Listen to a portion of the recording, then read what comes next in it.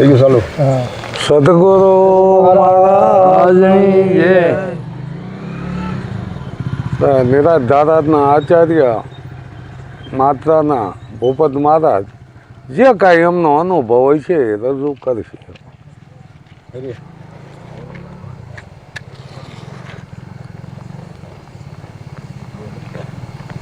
તો કે સદગુરુ મહારાજની જય. મારું ગામ નાના માત્રા છે.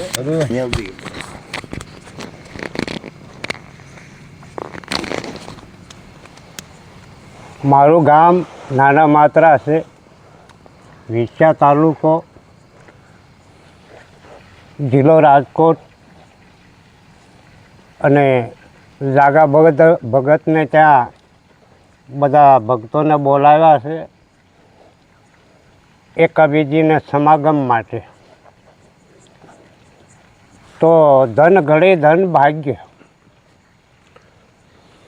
જાગા ભગતનું ગામ ઢીકવાળી છે અને તેમનો તાલુકો સાયલા છે અને તેમનો જિલ્લો સુરનગર છે. અને એટલા બધા પ્રેમી ને એટલા બધા ભાવિક છે. આ સંતોને 10 દિવસે 15 દિવસે ભક્તોને ભેગા કરી અને એ પણ સત્સંગની ધારા જે છે એમાંથી એવા બધા જ્ઞાનના શબ્દોને પકડ કરવા માટે અઢળક એમની મહેનત છે. તો ધન ઘડે ધન ભાગ્ય. પણ આ બધું ક્યારે હોય કે એમના 2 દીકરા છે પણ અમે ઘણા સમયથી આવી છે. પણ એ બધી જ્યારે ઈશ્વરની કૃપા હોય ત્યારે થાય છે. અને નહીતર તો આવો બેઠક ગોઠવવી હોય તો એ બેઠક પણ થતી નથી. હવે આ બેઠકની અંદર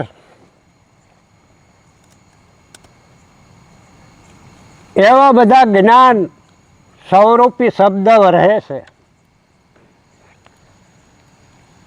અને જો અમૃત કે તો જેમ સુવાંચનો વેવ રહે અને જો માછલી એક પણ એનું ટીપું લઈ અને જો તળિયે બેસી જતી હોય અને જો એનું હાસું મોતી થતું હોય તો આવા શબ્દની કિંમત કરે એની માટે બલિહારી છે.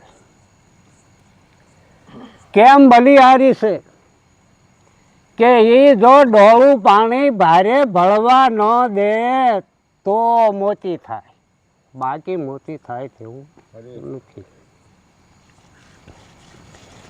તો હમણાં મહારાજે કીધું વાત સાચી બધી.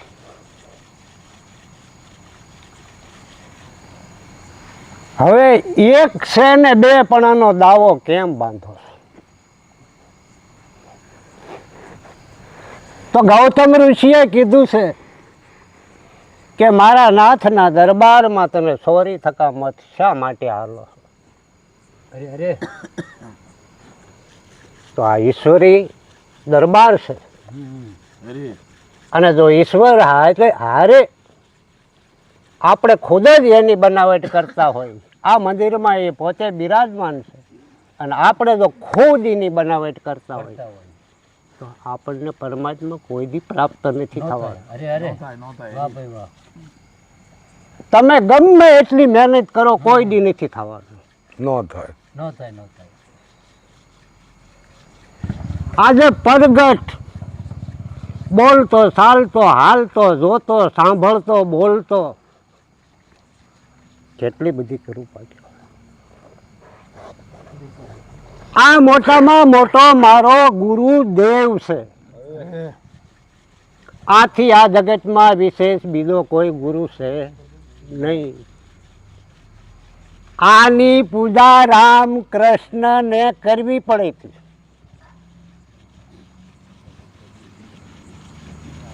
તો હવે ત્રણ ગુણની વાતોની હમણે ઝપાઝપી હાલી ખરેખર.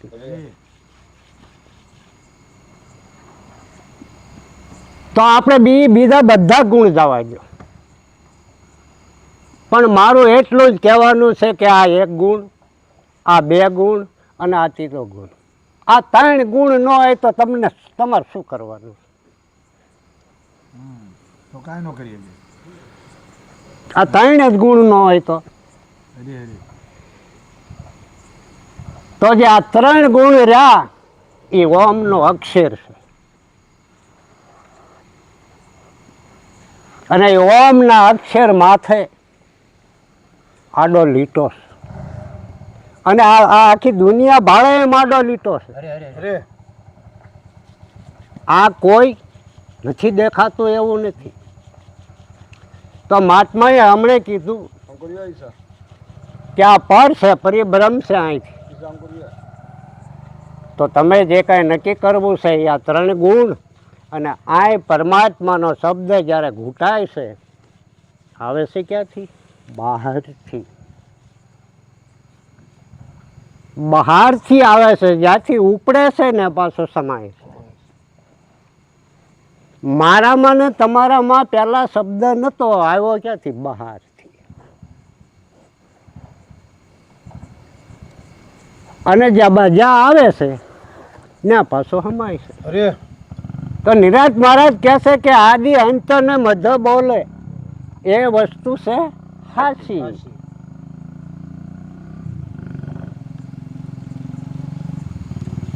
તો હવે આવું જો સંતો બોલતા હોય અને એની અંદર તારણ કાઢે એક જ વસ્તુ છે કે તમે દેહને બાદ કરી નાખ્યો. દેહને બાદ કરી નાખ્યો. આ દેહ તમારો છે, એ એક જીવન છે, એક સંસારનું બાંધેલું પૂતળું છે. તો હવે આ તો આખી દુનિયા કરે છે, કોણ નથી કરતું? આજે સંતો કરે છે, ભક્તો કરે છે, બધાય કરે છે. તો મારા વાલાએ વાત તો એવી કરી છે કે આ દેહી તું નથી, આ તો જગતનો રેટ છે. શું છે? આ જગતનું સ્લણ છે, એકાબીજાના ઘાટને ઓળખવા માટે. તું તો અઘાટ છો. આ તો જો ઘાટ ન હોય તો કૂકો ન કરાય. ઓળખવું કેમ? તો એ ઘાટને તોડે. આ જગતના અંદર આપણે આવ્યા એટલે ઘાટમાં બંધાણા ને, બંધાણા એટલે એ ઘાટને ઓળખવા માટેનું આ એક સાધન છે. એ સાધન છે. તો હવે સદગુરુ મહારાજ એ સાધનને બરાબર બાદ કરાવીને કે તું કોણ છો? કે તન અને મન અને ધન આપી દે. તો તમારી પાસે દેહ નથી. તો જનક વિદેહી કીધું, જનક વિદેહી દેહ એટલે દેહ હતો ને વિદેહી કેમ થયો?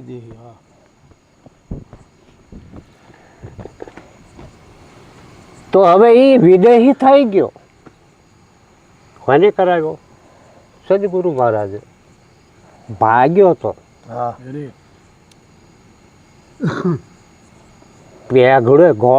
ઘોડું લઈને ભાગવા પેગડામાં ભગતો ક્યાં દા હેઠો બેસ કે કા કે તારું છે. આપણે શું કરીએ? ભાગ્ય છીએ ને? આપણે બધા ભાગ્ય જ છીએ. હજી ભાગ્ય છે. આ ભાગવાની વાત નથી. દઈ દીધું તમારી પાસે છે નહીં તો બે પણ એની વાતો ક્યાંય થઈ? બે પણ જ છે નહીં. ગુરુ અર્પણ કરી દીધું તો સૂર્ય એક છે. અહીંયા તમે હજારો તગારા ભરીને મેકો તો તગારામાં હજારો દેખાય. આ બધા હજારો તગારા છે. હજારો તગારા છે. હવે તગારામ તમે પકડવા જાઓ જોઈએ સૂર્યને. ન પકડાય. પકડાય ન પકડાય. છે કે નથી? તગારામાં છે કે નથી? છે, દેખાય છે. દેખાય છે ને? હા, પકડો તો. ન પકડાય. એટલે મારા વાલા હમણાં મહારાજ બોલ્યા કોઈ પાર નથી આનો પાછા. આનો કોઈ પાર નથી પામ્યા. અત્યારની તારીખ સુધીમાં આનો આ તો અપાર છે. અપાર, કેવો છે? અપાર. અપાર છે. પીવા વાળા ઓછા, હા, પણ આપણે એવું નથી કહેતા. જેટલું આ અજ્ઞાની જીવ છે અને જેટલું આપણાથી થાય એટલે આપણી ફરજ છે, આપણે કરવું પડે. હરે હરે. બીજી વસ્તુ કે અલા ભાઈ આજ સત્સંગ છે ને ભજન આવજો, અમારું કામ નથી. અલા ભાઈ આજ ઓલા પણ બરાબર મોટો હારો મોટો જગન છે, એ અમારું કામ નથી. નથી.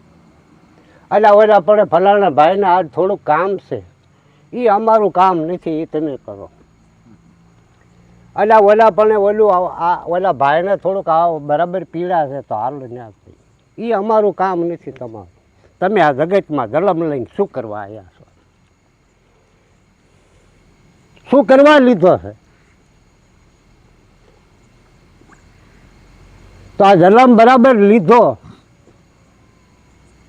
આ જલમ લીધો એટલે બેડ ફે આમની ગાળે જ નાખવાનો. જેમ ઓલો જનક ભાગ્યો તો એમ ભાગવામાં નકરી દોડ માર તોડ માર તોડ માર તોડ ભાગવાનું જ છે. આ મનને કોઈ દી સ્થિર થવા દીધું? તો અર્જુને કૃષ્ણ ભગવાનને પૂછ્યું હતું કે કૃષ્ણ ભગવાન કે તમે કેમ સ્થિર થઈને બેસી જાશો? તો કે પણ તું ભલામણા બીજાને તારું મન શું લેવા આપે છે? તારું મન તું બીજાને શું કરવા આપે? તારું મન બરાબર તું બાંધી વાળ, સ્થિર કરી વાળ. તું એમ કહે કે મારા કાકા મારા દાદા મારા પિતા, તો કે મારે કાકા દાદા પિતા નથી? તું વાતો કરે તે કે મારે કાકા ને દાદા ને પિતા બધું નથી? તો કે મેં જેવો કાંઈ હરક શોખ કર્યો નહીં, અને તું એમ કહે કે મારે અમારા કાકા ને મારા દાદા ને મારા પિતા? તો કે તમને આવો રંજ કેમ નથી થતો?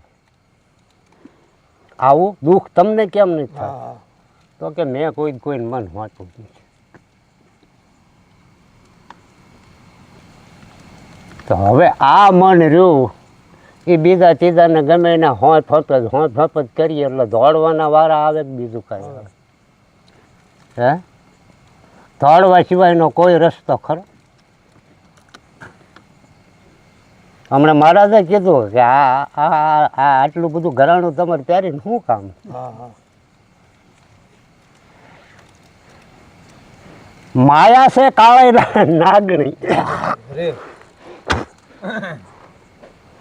માયા મોટે નાંગણે સોરું પોતાના ખાય, હાય એમાં કોક બેસી જાય ફણેદર થાય. માયા તદે મૂર્ખાન ભેગી કરે ઈ ભૂત, હા બે ને વસાવે ખેલે એને અવધૂત કીધો. માયા માસની કોરડે હા. કાંઈક વેલા રહી જાણ્યા, ખાધી પીધી ને ખૂબ ખર્ચી દિલમાં દાગ નો આણ્યા. એવો અમારા જાગા ભગતનો છો, હા, ખાય પીવાનું ખૂબ ખર્ચે. હા. હા એવું છે. એ બધાને વાલી તો હોય જ તે, ન હોય વાલી? બધાયને. હોય ને વાલી, મહેનત કરતા હોય. એમ અત્યારે અપારનો પાર લેવા ન જવાય, હા. પણ જે અપાર વસ્તુ છે ને એમાં ભળાઈ જવાય. બસ બસ. મહારાજે જે વાત કીધી ને પાર લેવાનો. એનો તાગ લેવા ન જવાય, પણ એમાં ભળાઈ જવાય. વળી જવાય. એમાં ભળાઈ જાવ, સ્વયં પોતે જ છો. અને એમાં કૃષ્ણએ પોતે કીધું છે કે તું મને ગોતવાના પ્રયત્ન રહેવા દે, અને જો મને ગોતીશ તો હું તને કોઈ દી નહીં જડવાનો. ચોખ્ખી ના પાડી છે. હા. તું તને ઓળખી જા, હું તારા બરાબર જો તું તને ઓળખી જાય એટલે બરાબર તું જેવો મને જોવેશ ને એવો જ હું તારામાં પ્રગટ છું. સદગુરુ મહારાજ મહારાજની જય. બાપ રે બાપ.